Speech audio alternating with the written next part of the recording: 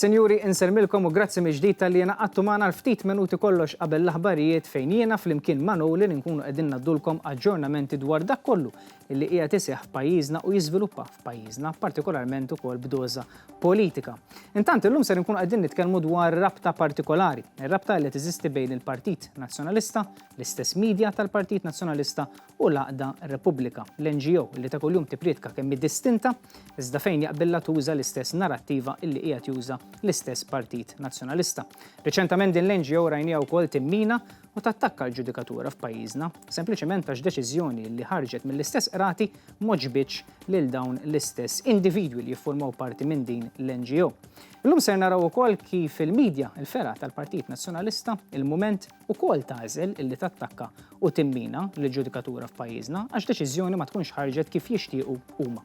Ħanħalli fidejn Nowlin fi ftit minuti ser ikun konċis iżda dettaljat u se jgħaddilkom aktar informazzjoni dwar din l-istess rabta li teżisti bejn il-Partit Nazzjonalista, il-medja tal-Partit Nazzjonalista u l-għaqda hekk imsejħa distinta l-NGO Repubblika. Insegwu. Jidher ċar li hemm rabta qawwija bejn l-Għaqda Repubblika, il-Midja Nazzjonalista u l-Partit Nazzjonalista. Għalkemm l-Għaqda Repubblika trid li kulħadd iqisha bħala għaqda distinta u ċar li din tiddetta l-aġenda tal-Partit Nazzjonalista u l-kap Bernard Grech. B'hekk tikkonferma wkoll il-fazzjonijiet li rrenjaw fih dan il-PN. U qed jistaqsi kif. Kif konna tkellimna il-qorti talbet investigazzjoni fil-konfront ta' Robert Aquilina. Issa l-Gazzetta Nazzjonalista il-Mument għażlet ukoll li tinfex tattakka l-ġudikatura bħalma għamlet l-Għaqda Repubblika u ddeskriviet it-talba tal-qorti bħala xokkanti u inspjegabbli. Dan il-fatt juri kemm Bernard Grech u l-Partit Nazzjonalista qed jitmexxew minn din il-faxxa estremista li għamlu parti minnha Jason Azzopardi, Robert Aquilina u Hugh Carol Aquilina. Nieħu gost li Jason Azzopardi jieħu ċertu inizjattivi. Il-medja tal-Partit Nazzjonalista ingħaqdet mal-Għaqda Repubblika biex tattakka membru tal-ġudikatura lill-maġistrat li ordnat tal-investigazzjoni fuq Robert Aquilina.